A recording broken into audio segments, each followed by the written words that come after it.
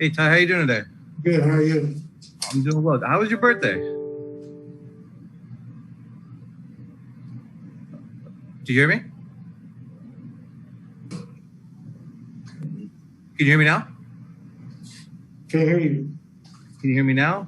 Yeah, now I can. You good? Okay. Yeah, good. How was your birthday, first of all? It was great. It was great. I needed that. And yeah, a lot of good stuff from family and friends. And yeah, it was just a great day for me. I usually don't celebrate my birthday, but came at a perfect time. Okay, good to hear. Injury update, is Pat Beverly playing today? Yes, he's playing. And is there, I guess there's a limit on him, correct? For sure. Okay. I won't ask too many questions. Thanks, Ty. No, I'm saying for sure. I mean, I'm not going to say because I go over and y'all don't talk stuff. So he's got a minute restriction and we're going to do our best to abide by it. Okay. Let's go to Law. Hey, Ty, how are you feeling today, man? I'm good. How are you? I'm doing well. So, for one, is Pat starting tonight? No, we're going to start Reggie. Okay. And when it comes to, so you're basically down to one guy left, not including Amir. I know he's out with the protocols, but when it comes to Serge, last time you updated his progress, you say he's doing the 5-on-5 thing. He's basically progressed as much as he can in that department. So what's the next update for him and what's a potential return date for him? We don't have a potential return date. I know Serge's been doing everything in his power, 5, 6, 7 hours a day of just rehabbing, trying to get himself back. And seeing him on the floor the last, a few times playing 4-on-4, 5-on-5, just trying to get, used to and acclimated to getting hit again, getting banged, the physicality of the game. So that's going to take some time, especially when you come off a situation that he's going through right now. And that's to be expected. But just seeing him on the floor is positive for us right now. But we don't have a return date as of right now. Did you learn any more about what he's dealing with? I mean, all we've heard is tightness, back tightness. Is that all it was, or was there more than that?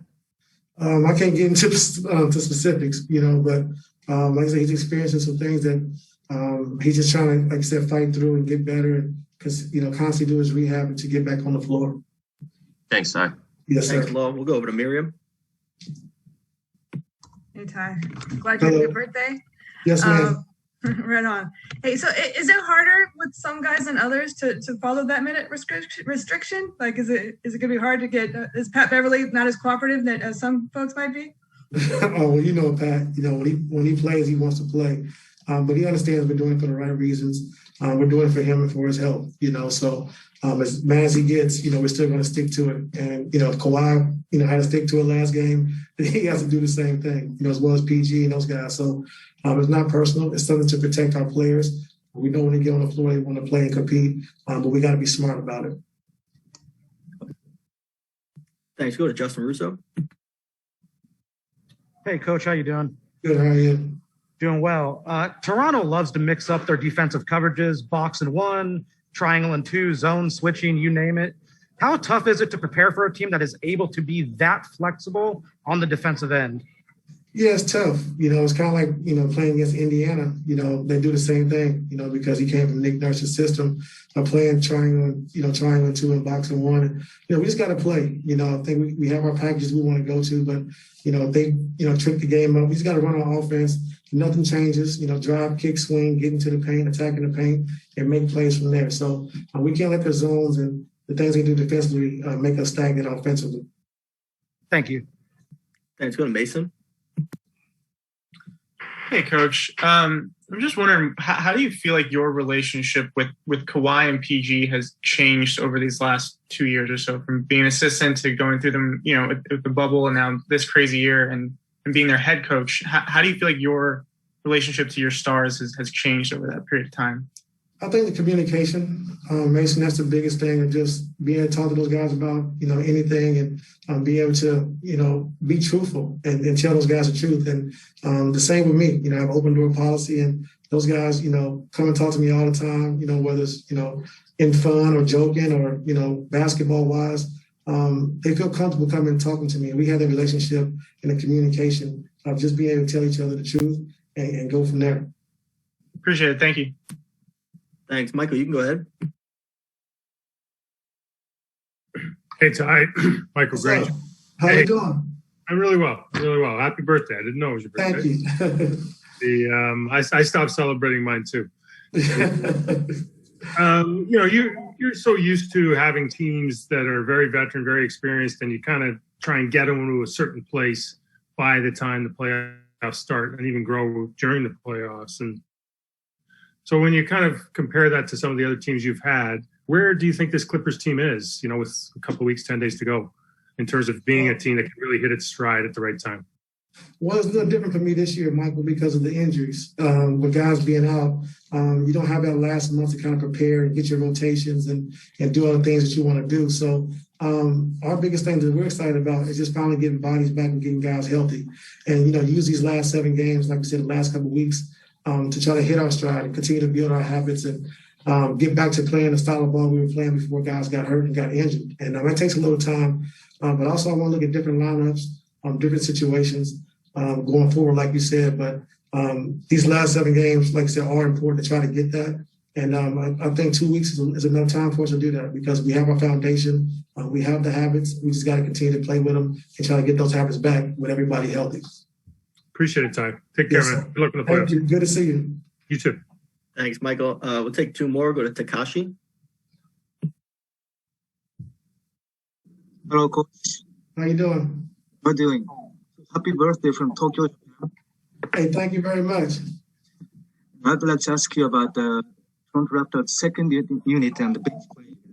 I think the Raptors in the last game against the Los Angeles Lakers, they used some different rotation and used the bench a lot. And Coach Nurse talked about giving those guys a chance to take on the best players in the league. And I think they responded. So what do you think about those bench players, including DeAndre Bembry, Yuta Watanabe, Freddie Gillespie, and Rookie Flynn, who starts sometimes? Right. When you play young guys, when they're coming off the bench, they're going to play hard and play with energy and play the right way. So you're going to get that every single night. And if you look around the league, a lot of times the veteran guys or the star players don't have it all the time. But the young guys, you can call on those guys and they're always going to compete. They're always going to play hard. They're always going to play the right way. And so, like I said, with Coach Nurse, he understands that. He's won a championship. He's been a coach, for a while. He understands when you need energy, when you need guys to come in and play hard, you can go to your bench and get young guys and they'll pull through for you.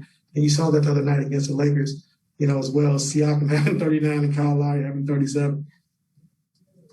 Okay, thank you so much. Yes, sir. Thanks. And it looks like Tomer has a follow-up to his 3 other follow-ups. Ty, just kind of a general question, but coming off the 3 losses, 2 of them were kind of important in the seeding department. What's the vibe of the team? Is there a sense of, all right, we got to start picking it up, or what's the vibe of the team right now with about less than 2 weeks now? No, we didn't get discouraged. I think the vibe of the team is we're happy we're starting to get healthy. Going to the environment in Phoenix, they're playing well, and they're number 1 in the West right now without Kawhi. It's going to be a tough game for us.